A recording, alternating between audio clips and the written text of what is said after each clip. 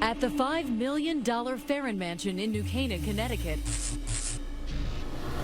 trouble is brewing as surely as another winter storm. Mary Margaret Farren is increasingly worried about her husband's tantrums and explosive anger. Yes, lay in the bed. J. Michael Farren had risen to the highest levels of government, Senator, we need an effectively funded... negotiating international trade agreements at the Commerce Department, representing the president on legal matters, general counsel at Xerox. His career, a brilliant success, but his marriage, a miserable failure. What was the final straw where you said, that's it, I have to file divorce papers? Our older daughter was growing up and challenging him, but then also feeling his rage, starting to see her take the same strategies that I would to avoid triggering his rage, just broke my heart.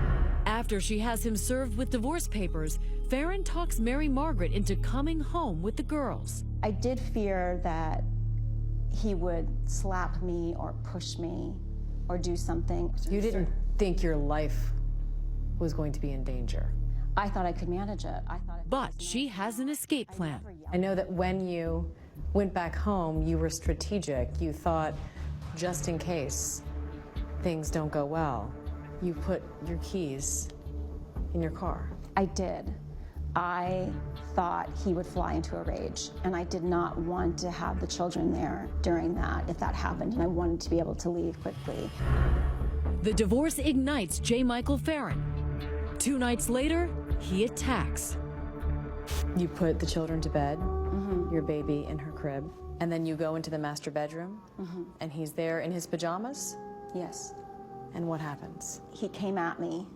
He put his hands out, and he put his hands around my neck, tackled me to the floor, and started slamming my head into the floor while he was strangling me. He's punching me, ripping out my hair. I mean, I felt like I was being scalped.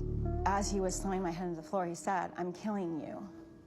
With his children just down the hall in their beds, the former deputy counsel to the President of the United States then begins clubbing his wife with a metal flashlight.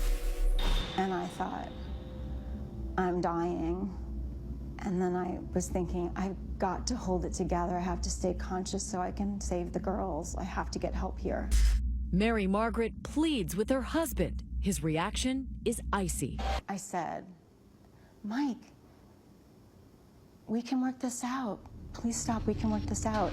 And he said in this very cold, steady voice, "You're just saying that because you're scared." And he continued to beat me with the flashlight. And at that moment, I realized this isn't going to end except when I'm dead. I mean, there was no way you could get free. He was so goal-oriented and so purposeful. And so calm, it sounds like. Yeah, and that's what made it so chilling.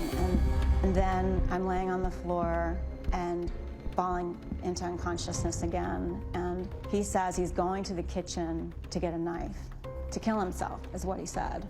And I thought, life is probably meant for me. Then and there, Mary Margaret, nearly blinded by blood, decides to save herself and her girls.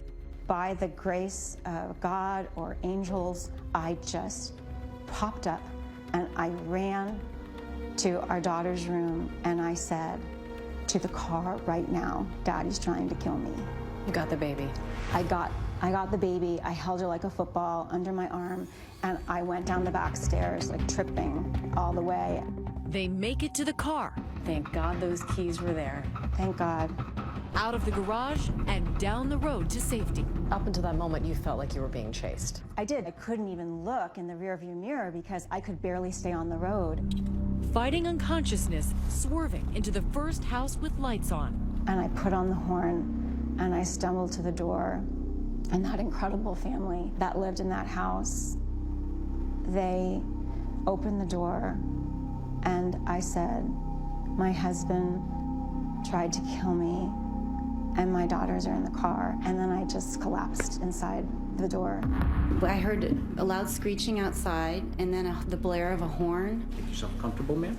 Barbara and John Achenbaum will later testify about the late-night callers they will never forget. there was a window next to the door, and in the window I saw a really, really horrifying sight. I mean, it was like out of a horror movie. Had blood all over her face, her hair. Her hair was kind of wild and and there was blood all over her face and on her clothes. And she began screaming to me. My husband's trying to kill me. I'm gonna die. She kind of collapsed into my arms and then onto the ground. She almost like melted into the floor. She was very agitated and she kept saying, you know, my husband tried to kill me. Are my kids okay?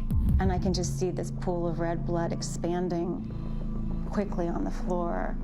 And then I see my daughter, and she tried to step over the blood, and she said, "Mommy."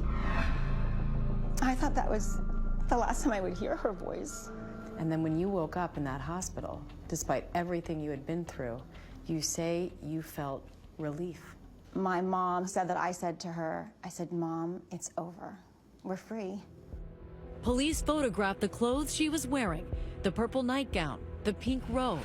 The officers, so stunned by her injuries, they decide to videotape her right in the emergency room. We must caution you, the images are graphic. He was strangling me really hard. I mean, I was, you know, like my eyesight went. And then with the flashlight, I mean, he just kept hitting me and hitting me with that flashlight.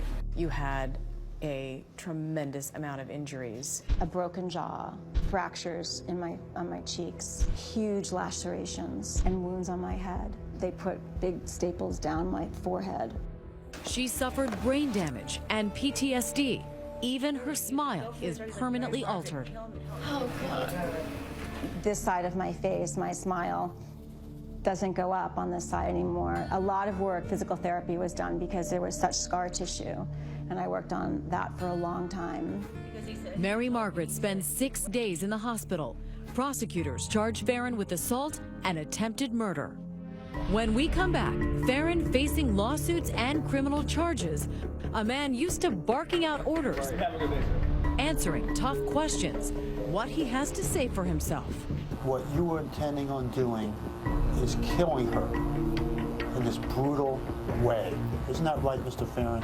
But while he may look as guilty as the blood on his hands in the police photos, bringing J. Michael Farren to justice gets a jolt when he stuns everyone by choosing a dark horse defense attorney, himself. There's a famous phrase in the law that anyone who represents themselves as a fool for a client. And typically that's true. But in this case, he may have been no fool at all. Stay with us.